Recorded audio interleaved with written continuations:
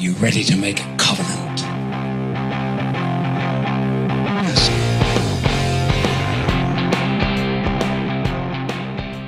Salut à tous, bienvenue pour cette deuxième partie du coaching 180 jours pour changer de vie. Merci à tous vos commentaires et surtout à ceux qui ont déjà rejoint le groupe Facebook et qui ont partagé leurs rêves, qui ont partagé tout ce qu'ils avaient envie de réaliser. C'est vraiment extraordinaire. Il y a de très jolis projets, donc si vous ne l'avez pas encore rejoint, n'hésitez pas. Si aussi vous venez pour la première fois sur cette chaîne, regardez peut-être d'abord cette vidéo qui c'est le démarrage en fait du coaching et il est toujours temps de prendre le train en marche. Donc cette deuxième vidéo, elle va vous parler de la deuxième étape qui est le réveil, awaken. C'est par moments une phase qui est pas évidente et souvent c'est la phase où beaucoup de gens abandonnent, même avant d'avoir essayé. Et aujourd'hui je vais vous dire en quelques mots clés comment vous pouvez dépasser cette phase pour ne pas vous laisser dépasser par les événements ou pour tout simplement démarrer ce que vous avez envie de démarrer.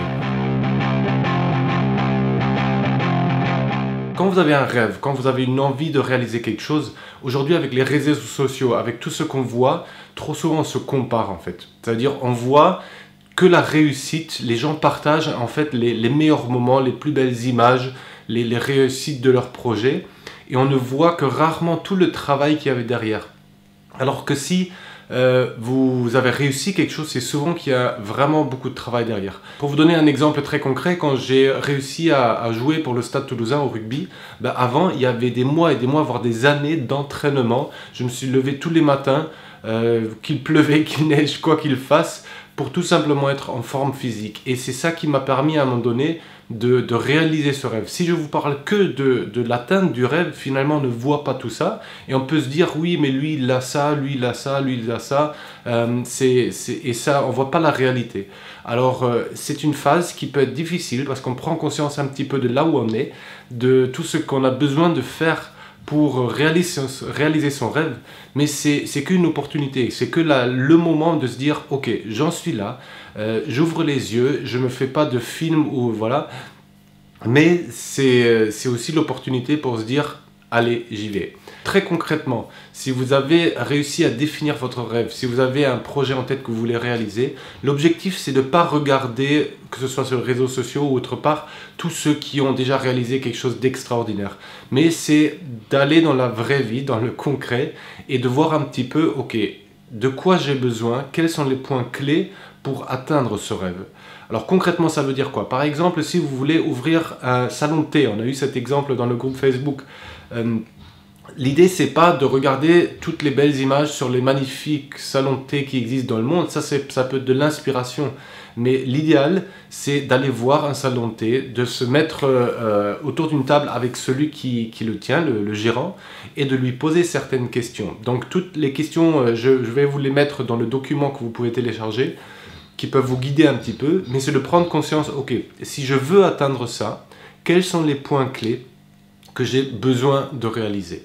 Alors si vous montez une entreprise, c'est, je sais pas, c'est de la créativité, c'est la comptabilité, c'est un plan un petit peu de communication. Voilà, tous les différents points, de voir qu'est-ce que j'ai besoin pour le réaliser. Si vous êtes par exemple sportif, c'est de se dire, ok, il me faut de l'endurance, il faut de la force, il faut que je maîtrise certaines compétences, on va dire. Si je veux jeter un ballon, il faut que j'apprenne à jeter ce ballon.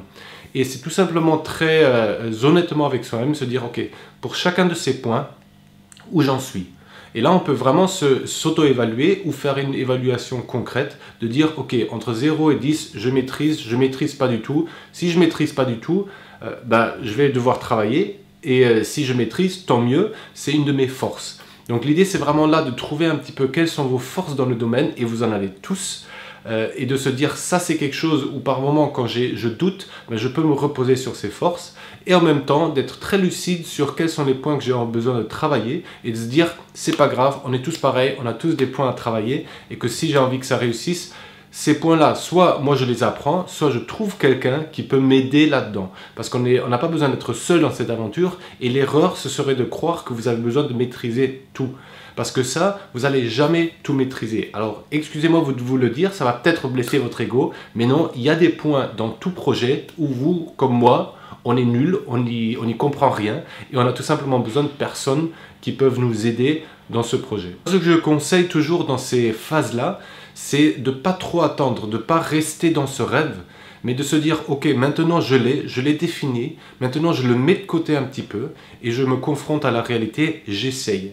Et c'est vraiment quelque chose qu'on retrouve aussi dans la permaculture. Oui, vous avez votre superbe jardin, vous l'avez dessiné, vous savez que là vous voulez une fontaine, là vous voulez des légumes et tout. Et après, très concrètement, démarrez. Prenez 1 mètre carré de votre jardin, plantez 3 pieds de tomates et regardez ce qui se passe. Tout simplement pour voir que on commence petit, on commence un par après l'autre et après le reste ça se construit. Donc quoi que vous vouliez faire, quoi que vous avez envie de faire, vous avez envie d'écrire un livre, ben, mettez-vous là, écrivez une page, pas plus, une page, et commencez à montrer cette page un petit peu autour de vous, et demandez à des gens qui ont déjà écrit des livres, et dites-leur, bah, écoutez, moi j'ai envie, voilà ce que j'ai écrit, qu'est-ce que tu en penses? Encore une fois, n'écoutez pas les personnes qui vont uniquement vous juger en disant « Ah, tu vas jamais arriver », ça veut dire des personnes qui vont être dans quelque chose de très général, mais cherchez des personnes qui vont pouvoir être très honnêtes avec vous sur le travail à fournir si de là où vous en êtes, vous voulez atteindre quelque chose. Et ça, vous en avez tous. Des personnes qui à un moment donné vont pas essayer de vous descendre ou au contraire qui vont vous dire « Ah, c'est extraordinaire, ouais, tu es trop doué », parce que ça aide pas non plus. C'est tout simplement d'être très très réaliste et concret en se disant « Ok, j'ai écrit ça, ça va, ça va pas. À ta place, moi je te conseillerais de travailler sur tel et tel point, sur la grammaire, sur, je sais pas, sur l'orthographe, sur quoi que ce soit.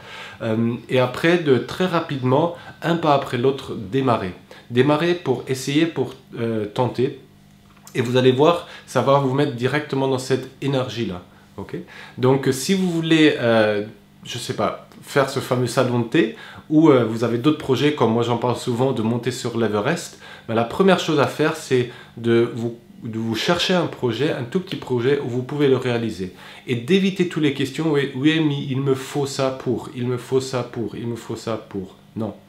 Si vous voulez, par exemple, on a eu l'exemple, encore une fois, je reprends du salon de thé, de se dire j'ai envie d'un salon de thé pour le soir pouvoir faire des animations pour des enfants, pour faire des projections de films, des échanges comme ça.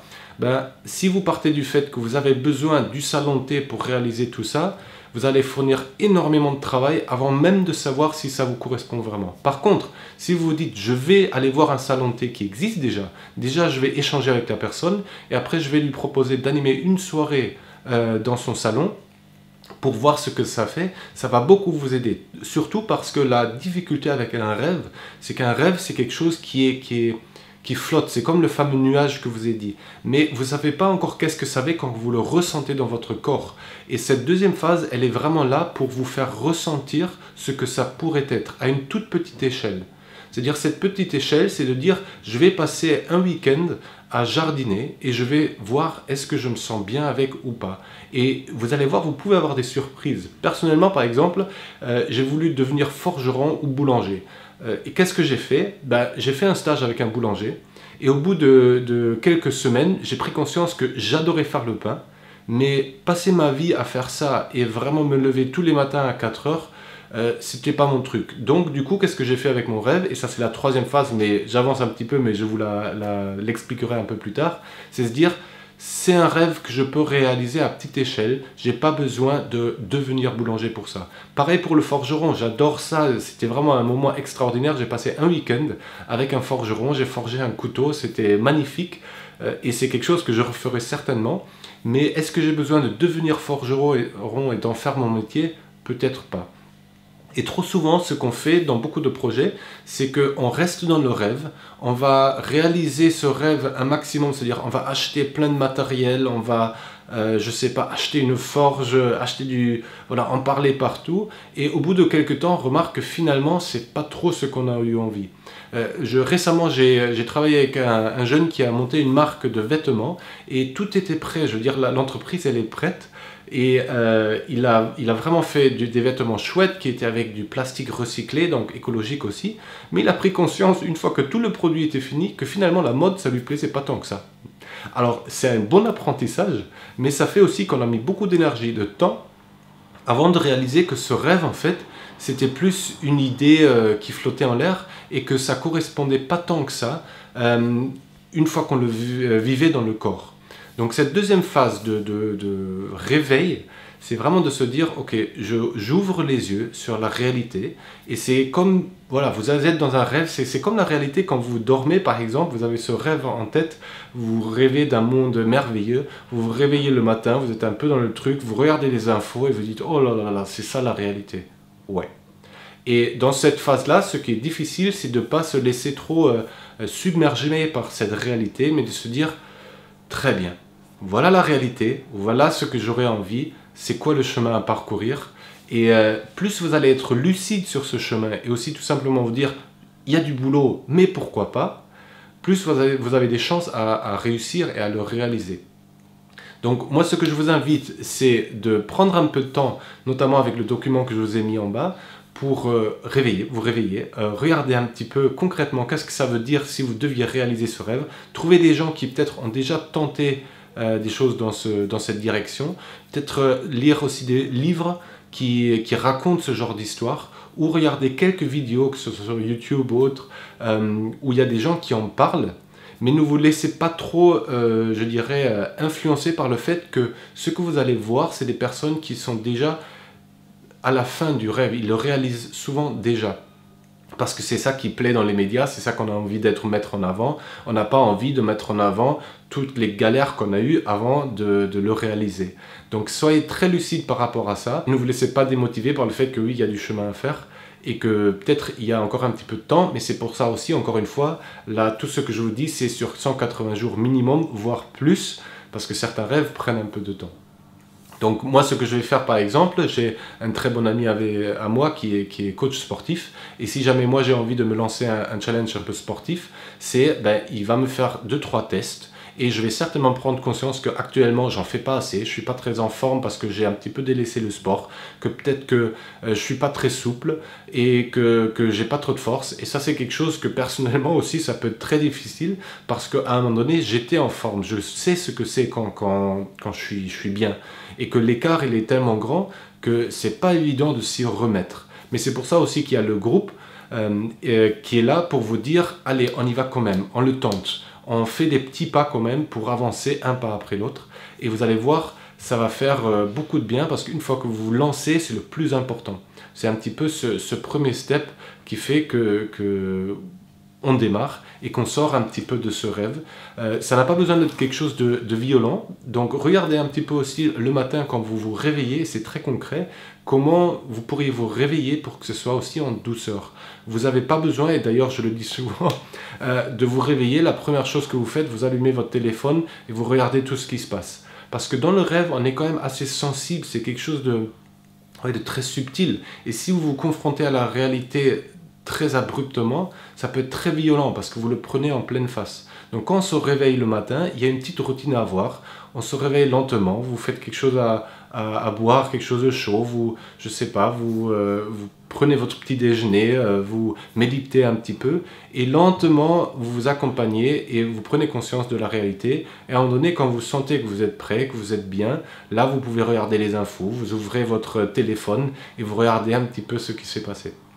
C'est tout simplement que dans cette phase de rêve, on est très sensible, et que, encore une fois, si le réveil se fait trop violemment, c'est la meilleure chance pour en fait se dire « Ouh là là, non, ça je veux pas, je le refuse, j'ai envie d'autre chose ». J'espère vraiment que ces quelques points vont vous aider à faire le premier pas.